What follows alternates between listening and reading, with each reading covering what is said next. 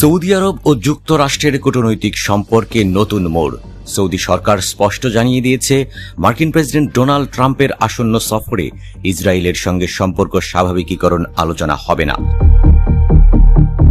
আগামী মে মাসে মার্কিন প্রেসিডেন্ট ডোনাল্ড ট্রাম্পের সৌদি আরব সফরকে ঘিরে চলছে উচ্চ পর্যায়ের প্রস্তুতি। তবে সফরের আগে স্পষ্ট অবস্থান নিয়েছে রিয়াদ। সৌদি পররাষ্ট্রমন্ত্রী প্রিন্স ফয়সাল বিন ফারহান ওয়াশিংটন সফরে যুক্তরাষ্ট্রের শীর্ষ কূটনীতিকদের জানিয়ে দিয়েছেন, ট্রাম্পের সফরের এজেন্ডায় ইসরায়েলের সঙ্গে সম্পর্ক স্বাভাবিকীকরণের প্রসঙ্গ থাকবে না। মার্কিন পররাষ্ট্রমন্ত্রী মার্কো রুবিওর সঙ্গে 9 এপ্রিলের বৈঠকে এই বার্তা দিয়েছেন তিনি। মধ্যপ্রাচ্য বিষয়ক সংবাদ মাধ্যম মিডল ইস্ট আই জানিয়েছে, সৌদি আরব চায় না গাজায় ইসরায়েলের সামরিক অভিযান ও হাজার হাজার মানুষের প্রাণহানির প্রেক্ষাপটে এমন কোনো ইস্যু সামনে আসুক যা সৌদি জনগণের আবেগে আঘাত হানে।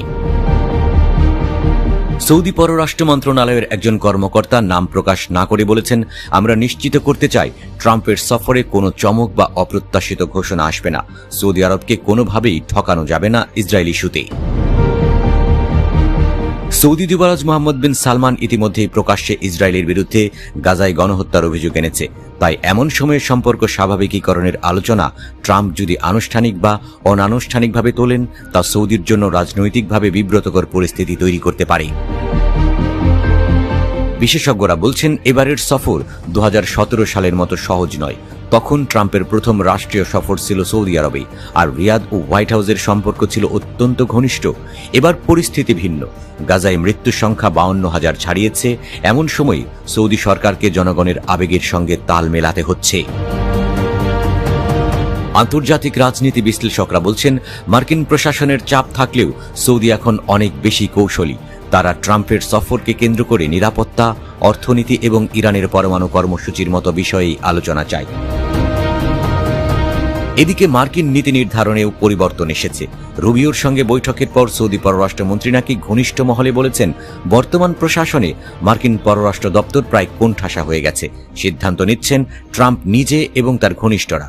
এবার জেরার্ড কুশরানের পরিবর্তে সৌদি যুক্তরাষ্ট্র সম্পর্ক ব্যবস্থাপনায় উঠে এসছে স্টিভ উইটকফ। ট্রাম্প ইতিমধ্যেই বলে দিয়েছেন, গাজার পরিস্থিতি নিয়ে তার মনোভাব কিছুটা নমনীয়। তবে তার পূর্বের বক্তব্য, সৌদি আরব কোনো ফিলিস্তিনি রাষ্ট্রের দাবি করছে না। 2020 সালের আব্রাহাম অ্যাক্টস এর সফলতা ট্রাম্পের অন্যতম কূটনৈতিক অর্জন হিসেবে দেখা হয়। সংযুক্ত আরব আমিরাত, বাহরাইন ও মরক্কোর সঙ্গে ইসরায়েলের সম্পর্ক স্বাভাবিক হয়েছিল সেই চুক্তির মধ্য দিয়ে। এবার সেই তালিকায় সৌদি আরবকে আনতে চায় ট্রাম্প প্রশাসন। কিন্তু গাজায় চলমান যুদ্ধ এবং সৌদি সরকারের নতুন অবস্থান এই প্রচেষ্টায় বড় বাধা হয়ে দাঁড়িয়েছে। সৌদি সরকারের এই বার্তা ট্রাম্প ও ওয়াশিংটনের কৌশলে কি